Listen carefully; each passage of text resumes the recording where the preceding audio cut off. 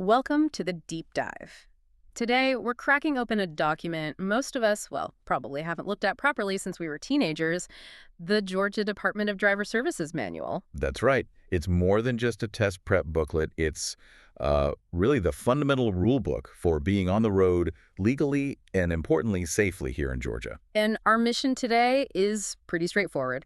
Cut through the jargon, pull out the absolute must-know details, the recent changes, maybe even some surprising rules you didn't know existed. We're giving you the shortcut. Exactly. No need to read all, 100-plus pages. We're distilling it for you. And, it's interesting to start with the DDS's own mission. Oh, yeah. What's their philosophy? Well, they aim to provide secure driver and identity credentials with excellence and respect. And they even have this acronym, TEAM. TEAM. Yeah. Trusted service, ethical actions, accountable to all, and motivated to excellence. It kind of sets a high standard for the services they provide, which frames all the rules we're about to discuss. Okay, that's good context. So let's dive into the practical stuff first, like avoiding actually having to go to the DDS office. What are the digital options? Ah, yes. DDS online services and their mobile app, DDS2 Go. They're surprisingly useful. You can do a lot more than just check wait times. Like what? Renewals. Renewals, definitely. Yeah. Replacements if you lose your license, address changes. You can request your motor vehicle report, get reinstatement info, even book road tests. It's quite comprehensive. And isn't there like a little bonus for using the online service? There can be, yeah. For eligible license types, you might get a $5 discount if you renew online. So you save time and potentially a little money. Nice. Okay, but some things you still have to do in person. Let's talk Real ID. That deadline is causing some anxiety. It really is. And it's a hard deadline, May 7th, 2025. After that, your standard license won't get you on a domestic flight or into certain federal buildings. You need that little star. So remind us, what exactly do you need to bring to get that Real ID star? It's not just your old license, right? No, definitely not. You need basically 3 categories of proof. First, identity. So an original and certified birth certificate or a valid passport. Okay. Identity. Second, your social security number. They usually verify this electronically, but you need to know the number. And third, and this is where people often trip up, 2 documents proving you live in Georgia. 2 documents, like utility bill. Utility bills, bank statements, rental agreements, things like that. But crucially, they have to be dated within the last 6 months. That recency requirement is key. Forget one, and you're coming back. Yeah, that sounds like a hassle if you're not prepared. Okay, shifting from IDs to license types, most people have a Class C. What are the other main non-commercial ones? Well, Class C is your standard adult license, 18 and up. Then there's Class D, the provisional one for 16 and 17-year-olds. We'll get into that one. The rules are quite strict. And the P classes, those are the learner's permits. But there's an interesting little carve-out. Oh. For 3-wheel autocycles. The ones with a steering wheel, not handlebars. You actually don't need a Class M motorcycle license for those. A regular Class C or D is sufficient. It's a specific vehicle type distinction. Huh. Good to know if you're into those. Okay, one last logistical point before we move on. Fees and payments. How much and how do you pay? The standard license, good for 8 years, is $32. The provisional Class D is $10. But the really crucial part is payment method. Let me guess, no checks. Exactly. DDS customer service centers do not take personal checks, or money orders, or cashier's checks. It's cash, credit card, or debit card only. So, plan ahead. Don't show up with just a checkbook. Definitely not. You'll be turned away or hunting for an ATM. All right. Let's pivot to teenage drivers. This is governed by TARA, the Teenage and Adult Driver Responsibility Act. It's a graduated system, right? Precisely. It's phased, designed to ease young drivers into the responsibility. Starts at age 15. Okay, so age 15, you can get the instructional permit, the Class CP. What's needed then? You need to pass the vision test and the knowledge exam, the written test covering road signs and rules. Pretty standard stuff to start. But you can't just jump to the provisional license right away. No, there's a holding period. You have to hold that Class CP for exactly 1 year and 1 day before you can even apply for the Class D provisional license at age 16. A year and a day. That ensures a good amount of supervised practice time. Right, and then Joshua's Law kicks in. This is the big driver education requirement. What does that involve? How many hours? It's quite involved. You need 30 hours of classroom or equivalent online instruction, plus an actual behind-the-wheel component. Okay, the driving part. Yeah, you need either 6 hours on the road with a certified driving instructor or The parentee needs to complete the DDS Parent-Teen Driving Guide program together. So, a choice there. But that's not all, is it?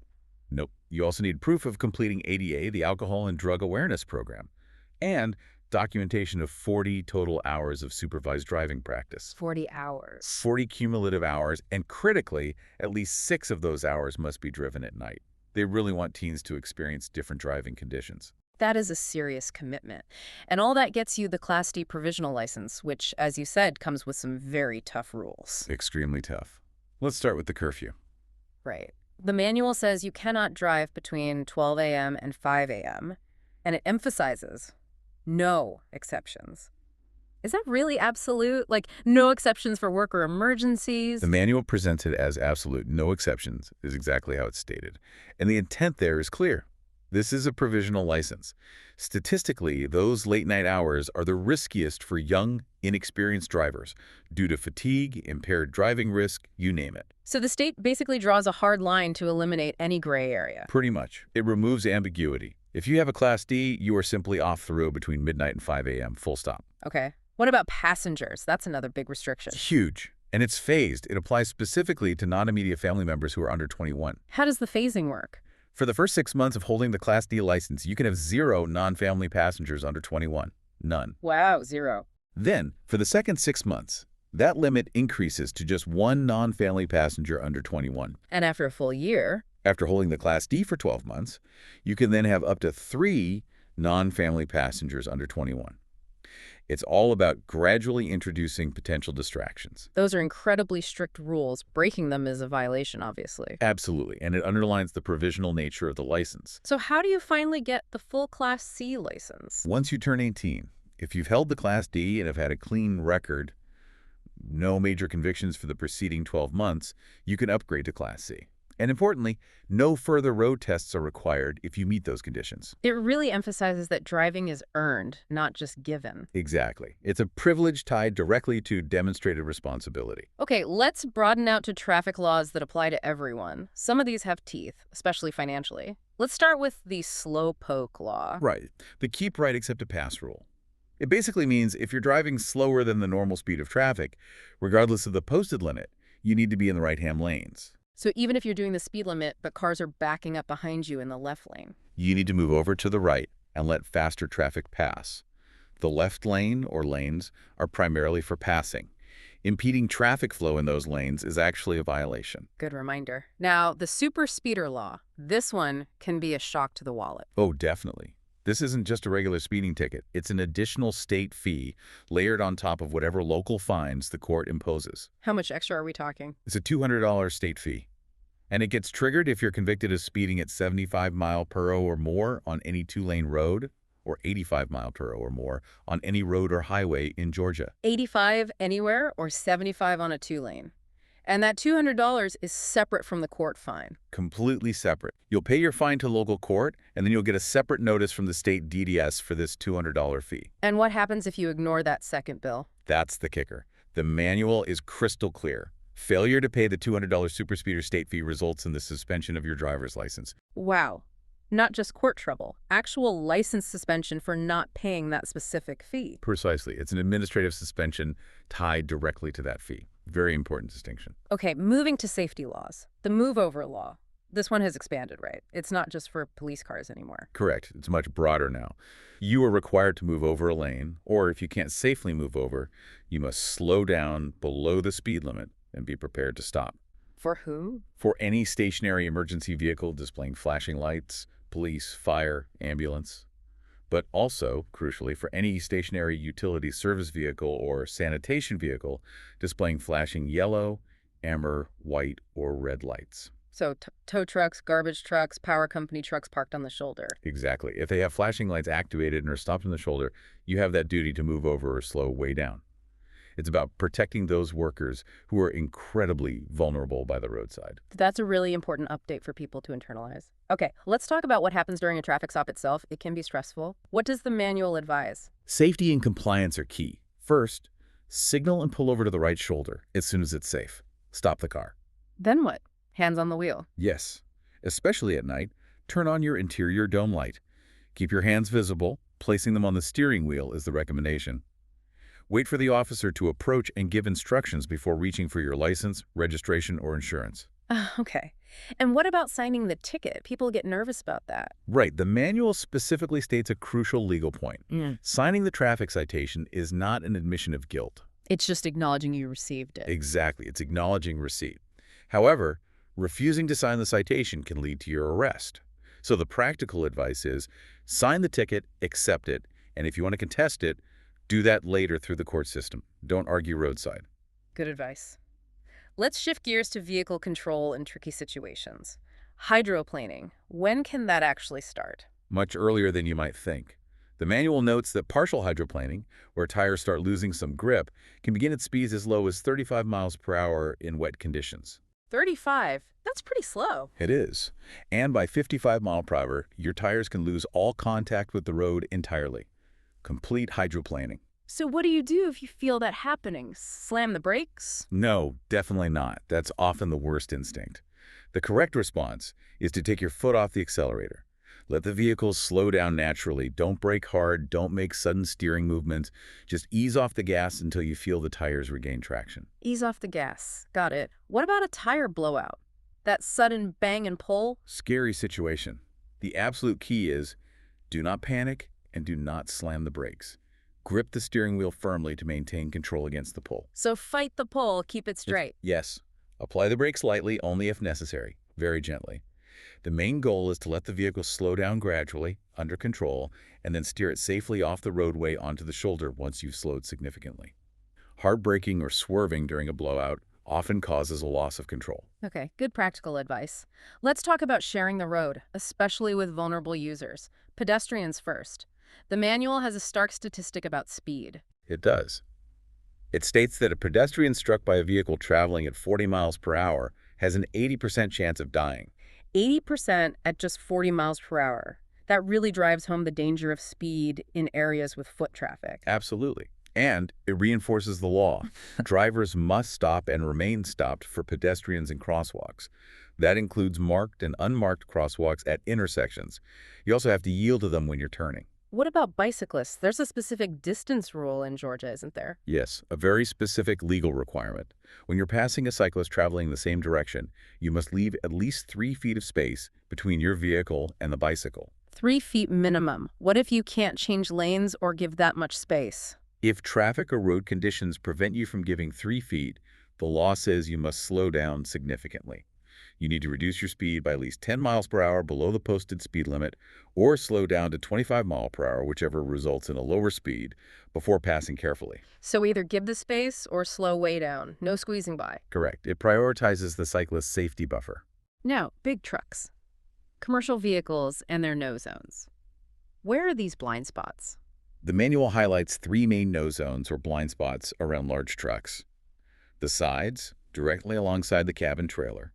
The rear, directly behind the trailer, and the front, directly in front of the cab. Places where a car can just disappear from the truck driver's mirrors. Exactly. And the key piece of advice for drivers is a simple visual check. Before you merge back in front of a truck you've passed, make sure you can see the entire front of the truck, especially its headlights, in your rear view mirror. If you can't see the truck's front, you're too close. You're too close, and the driver likely can't see you. Also, remember the rule of thumb. If you can't see the truck driver in their side mirror, they can't see you. Stay out of those zones. Okay, last section, some expressway details. The gore. What is that technically? The gore area is that triangular space, usually marked with solid white lines, where an entrance or exit ramp meets the main highway lanes. It's the merging or diverging point. And you're not supposed to drive in it or cross the solid lines there. Absolutely not. Crossing those solid white lines into or out of the gore is illegal and dangerous. Traffic speeds are often very different in that zone, and crossing abruptly creates a high risk of collision. It's only for guiding traffic flow onto or off the ramp. Makes sense. And quickly, HOV versus hot T lanes. HOV stands for High Occupancy Vehicle. These lanes are reserved for vehicles with a certain number of occupants, usually 2 or more, to encourage carpooling. Free to use if you qualify. Right. HOT lanes, high occupancy toll lanes, are a bit different. While they might also have occupancy requirements, everyone generally needs an electronic toll transponder, like a Peach Pass, to use them. You pay a variable toll for access, though sometimes HOV-eligible vehicles might get a discount or free passage depending on the specific signage. So check the signs carefully before entering a HOT lane. Always check the signs for the specific rules and telling information for that lane. Okay, wow. We've covered a lot, from online services and Real ID to teen driving nightmares, super speeder fees, move over laws, and handling emergencies. Yeah, the key takeaways really emphasize how driving involves constant awareness. Knowing about hydroplaning at 35 miles per hour, understanding the 3-foot rule for bikes, knowing the move-over law now covers utility trucks. It's all critical. And those Class D restrictions for teens are just incredibly strict. The curfew, the passenger limits. Absolutely non-negotiable points in the law. And that super speeder fee structure, the separate state fee, and the suspension risk for not paying it, that's a huge administrative detail to grasp. So, reflecting on all this, the DDS board says driving is a privilege with responsibilities. It seems the manual really lays out those responsibilities in black and white. It does. And it leads to maybe a final thought for you, the listener. How often do you actively think about these rules when you're actually driving? Not just the speed limit, but things like following distance, yielding correctly, checking those blind spots. It's easy to get complacent. Very easy. But remember how easily that privilege can be lost. For drivers under 21, just one serious ticket like speeding 24 miles per hour over the limit, which is 4 points, means mandatory license suspension. And for older drivers. For drivers 21 and over, accumulating 15 points within a 24-month period triggers suspension. Points add up faster than you might think. So staying informed isn't just about passing a test. It's about actively maintaining your privilege to drive safely and legally every single day.